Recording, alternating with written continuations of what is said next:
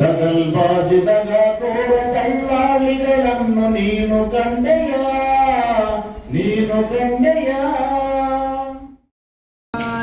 ನಮೋ ಧಮ್ಮಾಯ ನಮೋ ಸಂಘಾಯ ನಮೋ ಸಂಘಾಯ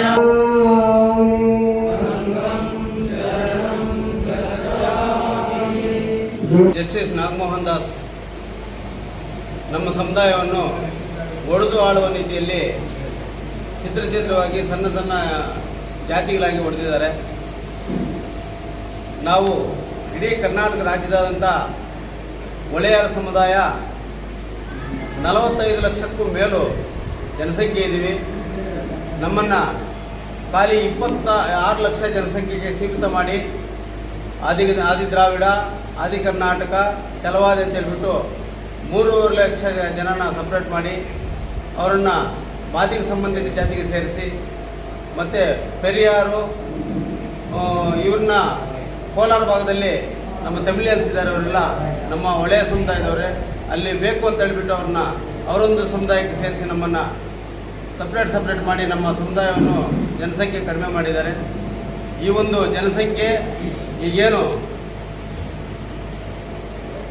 central ಗೌರ್ಮೆಂಟಿಂದ ಈಗೇನು ಜನಗಣತಿ ಆಗ್ತಿದೆ ನೆಕ್ಸ್ಟ್ ಮಂತಿಂದ, ಆ ಜನಗಣತಿಯಲ್ಲಿ ನಮ್ಮ ಒಳೆಯ ಸಮುದಾಯವು ನಮ್ಮ ಮೂಲ ಜಾತಿ ಒಳೆಯ ಅಂತ ಹೇಳ್ಬಿಟ್ಟು ನಮೂದು ಮಾಡಬೇಕು. ರಾಜ್ಯದಾದ್ಯಂತ ಕೂಡ ನಮ್ಮ ಸಮುದಾಯ ಒಳೆಯ ಅಂತ ಬರೆಸಬೇಕು. ಮಾಮೂಲಿ ಆದಿ ಕರ್ನಾಟಕ, ಆದಿ ದ್ರಾವಿಡ ಏನೇ ಇರಲಿ, ಉಪಜಾತಿ ಮೂಲ ಜಾತಿ ಒಳೆಯ ಅಂತ ಬರೆಸಬೇಕಂತ ಹೇಳ್ಬಿಟ್ಟು ನಮ್ಮದು ಒಂದು ಮುಖ್ಯವಾಗಿ ಮಂಚನಹಳ್ಳಿಯಲ್ಲಿ ಇಲ್ಲಿರ್ತಕ್ಕಂಥ ತಹಸೀಲ್ದಾರ್ಗೆ ಇದುವರೆಗೂ ಎಲ್ಲ ಸಂಘಟನೆಗಳು ಸೇರಿ ಜೊತೆಯಲ್ಲಿ ನಮ್ಮ ಸಂಘಟನೆನೂ ಸೇರಿ ಮನವಿ ಕೊಟ್ಟಿದ್ವಿ. ಏನಂತ ಅಂಬೇಡ್ಕರ್ ಭವನ ಕಟ್ಟಬೇಕು ಅಂತೇಳಿ.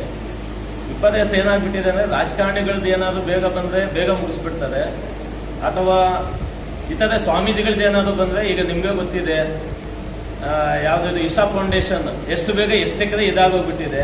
ಆದರೆ ನಮ್ಗೆ ಕೇವಲ ಇವತ್ತು ಭಾರತದಲ್ಲಿ ನಾವು ನೆಲೆಯಾಗಿರ್ಬೇಕಾದ್ರೆ ಭಾರತ ರತ್ನ ಡಾಕ್ಟರ್ BR ಅಂಬೇಡ್ಕರ್ ಅವರು ರಚನೆ ಮಾಡಿಕೊಂಡ ಸಂವಿಧಾನ ಅಡಿಯಲ್ಲೇ ಇದ್ದೀವಿ ನಾವೆಲ್ಲನೂ.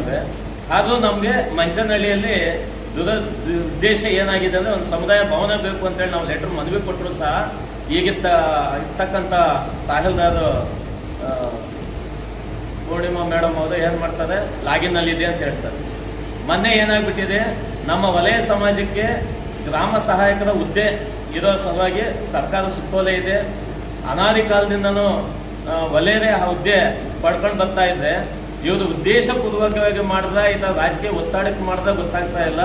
ಬೇರೆ ಜನಾಂಗಕ್ಕೆ ನಮ್ಮ ಕ್ಷೇತ್ರದ ವರ್ಣಿ ಕ್ಷೇತ್ರ ಹಾಗೂ ಉಪ್ಪರಳ್ಳಿ ಕ್ಷೇತ್ರದ ಗ್ರಾಮ ಸಹಾಯಕ ಹುದ್ದೆಯನ್ನು ಇತರೆ ಜನಾಂಗ ಕೊಟ್ಟಿದ್ದಾರೆ. ಅಂದರೆ ಇವರು ಇಲ್ಲಿರ್ತಕ್ಕಂಥ ಸರ್ಕಾರ ಸುತ್ತೋಲೆನೇ ತಿರಸ್ಕಾರ ಮಾಡಿಕೊಟ್ಟಿದ್ದಾರೆ. ಅಂದರೆ ಇನ್ನು ಬೇರೆ ಕಡೆ ಇವರು ಕೆಲಸ ಮಾಡಬೇಕಾದ್ರೆ ಯಾವ ರೀತಿ ಮಾಡಿದ್ರೆ, ಇನ್ನೇನೇನು ಇಲ್ಲಿಗಲ್ ಮಾಡಿದ್ದಾರೆ ಅನ್ನೋದು ಗೊತ್ತಾಗ್ತಲ್ಲ, ತನಿಖೆ ಆಗಬೇಕು ಅಂತೇಳಿ ನಾನು ಜಿಲ್ಲಾಧಿಕಾರಿಗಳಿಗೆ ಮನವಿನೂ ಕೊಟ್ಟಿದ್ದೀನಿ.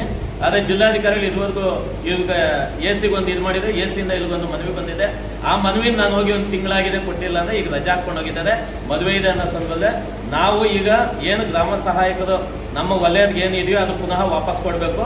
ಇಲ್ಲವಾದಲ್ಲಿ ಅವ್ರ ಮೇಲೆ ದೂರನ್ನು ನಮೂದಿಸ್ತೀವಿ. ಒಂದು ಮತ್ತೆ ಅವ್ರು ಎಲ್ಲಾದರೂ AC-ಗೋ ಕೇಸ್ಗೋ ಹೋಗ್ಬೇಕಂದ್ರೆ ಅದು ಖರ್ಚು ವೆಚ್ಚ ತಹಸೀಲ್ದಾರ ಮಾಡಬೇಕು.